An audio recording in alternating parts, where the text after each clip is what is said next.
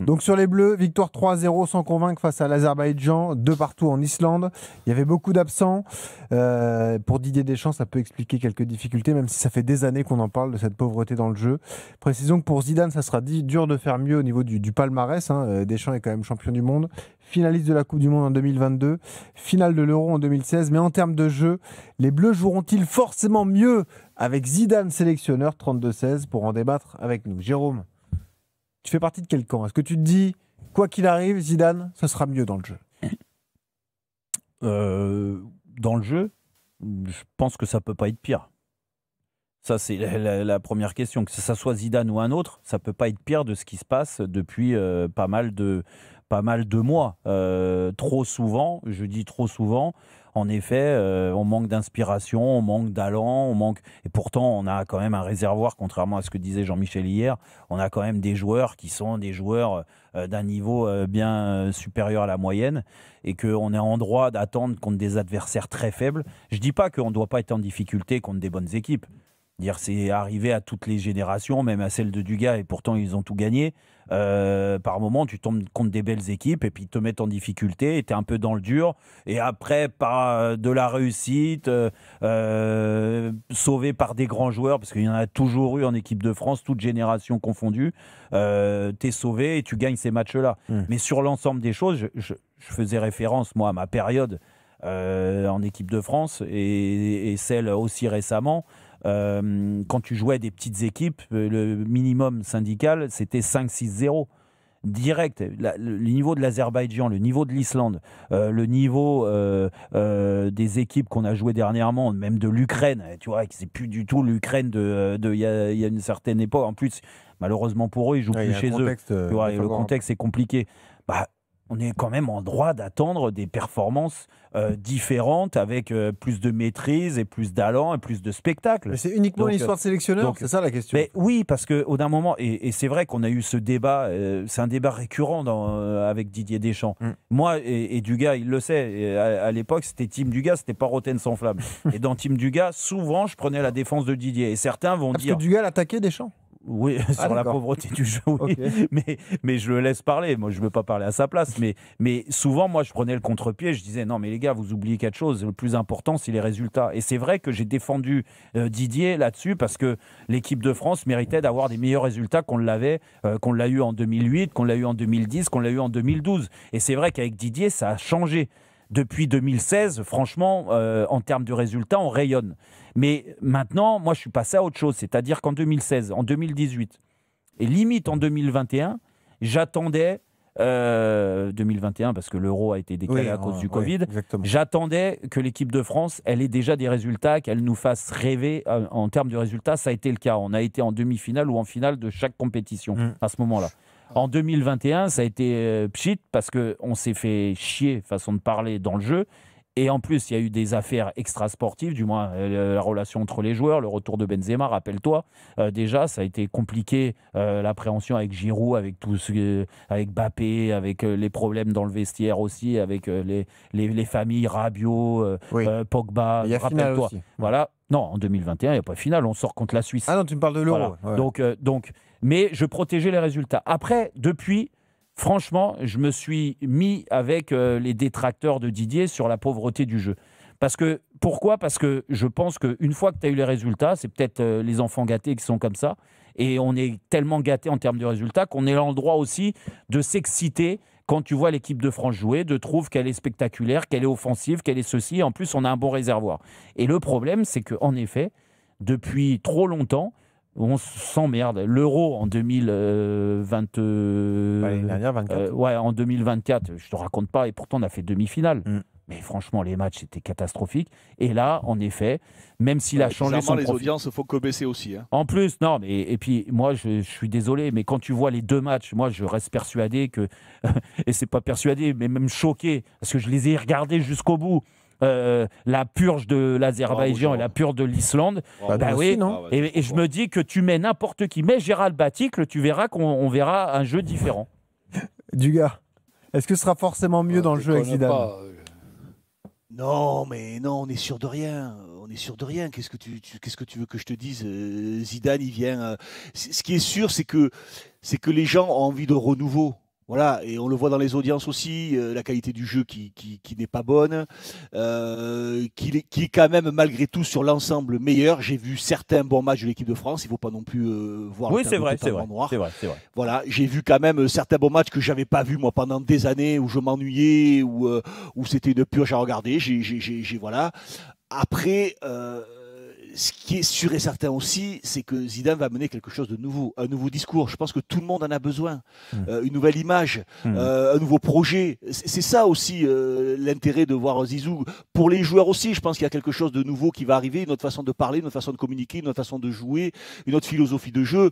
Après, quoi qu'il se passe, il faudra que Dédé laisse sa chatte dans le vestiaire. Parce que, de toute façon, non mais c'est important. On a tous gagné des titres là, sur le plateau, sans la chatte, tu as Dédé, tu réussis pas. Oui. Moi, j'ai été champion du monde, j'ai été champion d'Europe. On a eu la réussite. On a eu la réussite à un moment ou à un autre. Il y a des matchs qui font que le coup de sifflet, l'arbitrage, la blessure, le mauvais geste de l'attaquant, il y a plein de choses qui font qu'une compétition, pour la gagner, moi j'ai toujours pensé que même si tu avais une excellente équipe, et peut-être même la meilleure, il faut de la réussite. C'est obligatoire. Et la réussite, elle prend diverses formes, diverses raisons, diverses possibilités. Donc je pense que c'est quelque chose de très important. Après, je sais que l'option du jeu et l'ambition du jeu sera réelle et sincère. Ce qui, à mon avis, donc ça lui a réussi, alors. donc tant mieux pour lui. Mais quand tu as une volonté de jouer plus, après, il faut que les choses se mettent en place. Il faut que les joueurs adhèrent. Il faut choisir le bon groupe. Il faut choisir les bons joueurs parce que, au contraire de ce que pense le capitaine Larquet, moi je pense que le vivier, il est énorme. Il est énorme, donc il va falloir pas non plus se tromper. La qualité du jeu va aussi dépendre de la sélection que tu vas faire aussi. Ce qui fera la qualité de l'entraîneur, tu es d'accord? Mais ce qui fera aussi la qualité de l'entraîneur, un sélectionneur, c'est autre chose qu'entraîneur de club. Mais n'oublions pas quand même, on parlait des résultats qu'a réalisé Deschamps avec l'équipe de France, ils sont réels, ils sont magnifiques. Mais n'oublions pas quand même les résultats faits par Zizou. 3 Ligues des Champions avec le Real Madrid, gagner une Coupe du Monde avec son pays, c'est quelque chose de magique.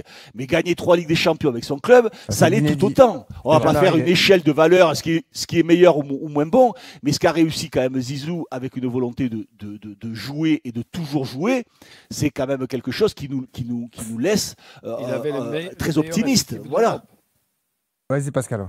Le meilleur effectif d'Europe, peut-être, certainement. Après, peut-être que le meilleur effectif d'Europe, il a été aussi du côté de City pendant un moment. Il a été du côté de Liverpool pendant un moment. Du grand Barça. Le Paris Saint-Germain. Voilà, du Barça également. Le Paris Saint-Germain a été champion d'Europe, peut-être pas avec le meilleur effectif d'Europe non plus, mais ils ont été champions d'Europe. Donc, on connaît trop bien le football pour savoir qu'il y a des choses qui sont imperceptibles et il peut tout se passer. Mais moi, je suis très optimiste et j'ai envie de voir Zidane avec sa philosophie de jeu en équipe de France avec le vivier. Et alors que ce qui est sûr, c'est qu'on ne sait pas ce qui va se passer avec Zidane. Mais on sait ce qui va se passer avec Deschamps, par contre. Voilà, c'est-à-dire qu'on va toujours continuer à s'ennuyer, peut-être gagner ou peut-être pas. Ces dernières années, ça a quand même été assez compliqué, mais on sait qu'en termes de jeu, les choses auront du mal à évoluer, même si c'est quand même, il faut le reconnaître. C'est un peu mieux, petit peu mieux. Oui, c'est un peu mieux. Oui, Pascal. Alors moi, pour tout l'estime que j'ai pour ces deux hommes, je pense qu'avec Zizou, on pourrait avoir un jeu plus séduisant, plus conforme à l'esprit français. Avec Didier, on garde l'efficacité, de la stabilité. Zizou, et il y aura plus de jeu, plus de créativité. Didier, c'est la maîtrise et les résultats. Après, c'est un pari. Est-ce qu'on préfère gagner mais c'est plus sur l'image, Pascal, ou tenter de gagner Pascal, là, c'est pas deux choses différentes. T'as raison. Là, Pascal, tu parles plus de l'image, c'est vrai. Parce que mais c'est un tout. Jérôme, c'est pas à toi et à Dugue que je vais dire les choses. Pourquoi c'est l'un et l'autre? Pourquoi c'est l'un ou l'autre, Pascal? Pourquoi ça ne peut pas être les deux? Ça peut être les deux, oui, peut-être. Ça peut, mais ça n'existe pas les deux. C'est comme si tu peut avoir la meilleure équipe et qu'il n'y a pas le gardien du moment. L'Espagne il gagne avec les deux. En foot de nation, c'est le seul exemple. Ah non, je suis désolé. L'Allemagne a gagné aussi avec le style. Hein. Excuse-moi. Pas toujours. Quoi? Pas toujours. L'Allemagne, là. L'Allemagne, ils ont été impressionnants. En 2014, ils ont été très forts, mais pas toujours. Mais tous les même types de avant, l'Allemagne n'ont pas été remportés avec un jeu flamboyant. D'accord, je te parle de dernièrement. Je ne vais pas te parler de l'Allemagne il y a 40 ans. J'en ai rien à faire à l'Allemagne il y a 40 ans. Est-ce que l'Argentine était impressionnante en 2022? Non, mais l'Argentine n'était pas impressionnante. L'Argentine, toutes les planètes étaient bien alignées. Et comme l'a dit Dugas, il y avait aussi la réussite, la chance, si on veut aller plus loin dans les mots.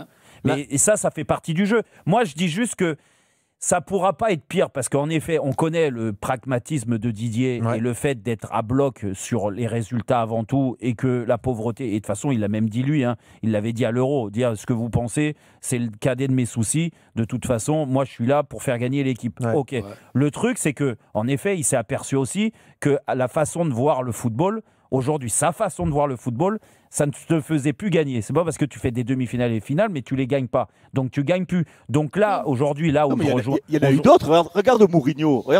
Il a eu sa façon de voir le football qui lui a permis de gagner à un moment. Et puis il gagnait. Mais si on va dans ce sens-là, quelle certitude on a avec Zidane qui a entraîné qu'au Real finalement? On n'en a pas, sauf que Dugas vient de te le dire, même Pascal, c'est que déjà. La lassitude de voir depuis 14 ans le même discours. Déjà, on sait que l'approche, quand tu regardes un match de l'équipe de France, la vérité est que Didier Deschamps, et même si il faut le noter aussi dernièrement, je ne parle pas des 2 purges qu'on vient de vivre, mais dernièrement, il y a une amélioration quand même. Il prend plus de risques offensivement, alors il peut le faire parce qu'on ne joue pas les meilleures nations, mais c'est la réalité. Sauf que vu que c'est Didier Deschamps, le sélectionneur depuis 14 ans qui nous a habitués à des purges très souvent, on se dit c'est pas génial. Le fait d'avoir juste une nouvelle tête, tu verras que même si le match il est moyen, on dira c'est mieux. Je suis pas sûr parce que moi je vois plutôt le sens inverse. Au départ, toute la pression qu'il y aura sur Zidane au moment où il prendra ses fonctions. Et ça, tu vois, il y a Louis qui nous dit sur le numéro WhatsApp. Évidemment. Mais regardez par exemple, là Xabi Alonso débarque après Ancelotti. On en avait marre du cycle Ancelotti au Real. Xabi Alonso, on le voyait beau, on s'est dit toutes les idées de jeu et tout. Il se fait déjà critiquer en fait. Tu vois, c'est ça l'histoire. Pas du tout. Pourquoi non, pas du tout? Non, mais personne n'a pensé qu'il serait meilleur qu'Ancelotti. Non, mais tout le monde a dit il arrive avec des idées novatrices, ça va être mieux le Real, ça va mieux jouer, ça sera plus séduisant, etc. Oui, mais c'est des clubs très politisés aussi. Voilà, ils commencent à être sous pression avec des joueurs qui râlent parce qu'ils sont pas titulaires. Les choix sont difficiles. C'est un club quand même ultra particulier. On le sait. Après. Savoir faire confiance à Zidane, mais on est sûr de rien, bien sûr. On est d'accord, on n'a aucune certitude. On est juste sûr d'une chose, c'est que quand tu mets Zidane. Mais toi, tu dis que ça sera mieux forcément. Mais pourquoi je vais te dire ça? Pourquoi je te dis ça? Parce que tout le monde le veut. Voilà, c'est le numéro 1, c'est l'icône. Mais je te dis pas que ça. Oui, c'est qu'il aura une humilité au départ. Donc ça aide. Donc forcément, il a. Et puis en plus, quand tu vois le style, je te parle pas du style au Real parce que franchement, il a gagné la Ligue des Champions, mais je vais pas te dire que c'est l'équipe de football qui m'a fait le plus rêver dans sa façon de jouer. En effet, un entraîneur comme Pep Guardiola, c'est très spécifique ce qu'il demande. Et tout ça, il l'a fait à Barcelone, il le fait avec Manchester City, il l'a même fait au Bayern par moment. Tu vois, ce que je veux dire, c'est que tu connais le style Guardiola. Zidane, il a gagné 3 fois la Ligue des Champions, donc c'est une performance, donc c'est un meneur d'hommes hors pair, ça, il n'y a pas de problème. En effet, vu le style de joueur qu'il était, contrairement à Didier Deschamps, c'est un joueur qui était tellement fantastique à voir jouer, élégant à voir jouer, qu'on se dit automatiquement, il va être attiré par ces joueurs-là, il va les mettre sur le terrain, donc ça va te donner un spectacle différent. Et en France, on a un grand vivier. Moi, je suis d'accord avec Dugas là-dessus. Et contrairement à Jean-Michel, je trouve qu'on a des joueurs qui peuvent être exceptionnels. Rassurés avec un Zinedine Zidane qui est l'icône. Sensibilité foot, quoi. Mais oui, mais donc ça sera forcément mieux déjà à la base. Après, les résultats, peut-être, ils seront pas mieux parce que la barre, elle est haute. Pour déjà faire aussi bien, ça serait beau. Mais on est d'accord. Mais bon, si on pouvait avoir les deux. Ouais, c'est sûr. Tiens, Aurélien veut participer au débat. Il nous a appelé au 32-16, Jérôme. Salut Aurélien. Bonsoir messieurs. Bonsoir Aurélien. C'est un honneur de participer à votre émission. Écoute, c'est gentil Aurélien. C'est normal. Didier Deschamps, bravo pour le palmarès, bravo pour les titres, la qualité, le fait de nous avoir fait vibrer. Il y a un moment, il y en a marre. Les 2 derniers matchs d'équipe de France, personnellement, je les ai regardés de l'œil gauche et encore à moitié ouvert. Du gars. Je ne prends plus de plaisir à regarder l'équipe de France aujourd'hui et je me pose même la question de savoir si les joueurs eux-mêmes qui composent l'équipe de France prennent du plaisir à jouer. Alors, on est dans un tel pragmatisme avec Didier Deschamps que voilà, une France très défensive. On est resté sur le schéma qu'il a connu sous Aimé Jacquet, avec 2 joueurs du milieu de terrain, voire 3 hyper défensifs. Et on a quand même un Mbappé aujourd'hui qui arrive à faire sortir de ce marasme. Et c'est très compliqué. Mais clairement, il est temps que Zidane arrive. Zidane, il est arrivé au Real, il a donné une impulsion supplémentaire, même si ce n'est pas le plus beau Real qu'il existait. Mais quand Zidane va arriver, médiatiquement, ça va être la folie. Il va avoir certes une super pression, mais automatiquement, les joueurs vont se défoncer pour lui. Il a une telle aura que, automatiquement, pour moi, clairement, Zidane va, juste par le nom, va amener quelque chose, un souffle nouveau, et automatiquement, ça va donner une impulsion nouvelle à cette équipe de France. Et je pense que les joueurs vont plus se lâcher. Avec un discours renouvelé. Ouais, merci Aurélien d'être venu au 32-16. Tu rappelles quand tu veux. Tu seras le bienvenu dans Rotten sans flamme.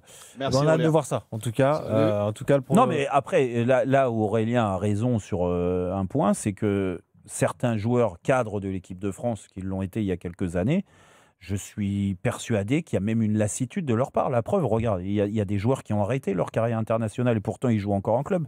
Je prends l'exemple de Griezmann. Je pense que c'est les méthodes. Non, mais Griezmann, c'est pas le rapport qu'il avait avec Didier Deschamps. Ça a été souvent le rapport père-fils. Oui. Et d'un seul coup, il arrête. Griezmann, il a eu un déclassement. Il est passé au milieu de terrain. Après, il était remplaçant. Donc, ça fait partie de l'épanouissement aussi que tu as en équipe de France et qui n'existe plus aujourd'hui pour certains joueurs.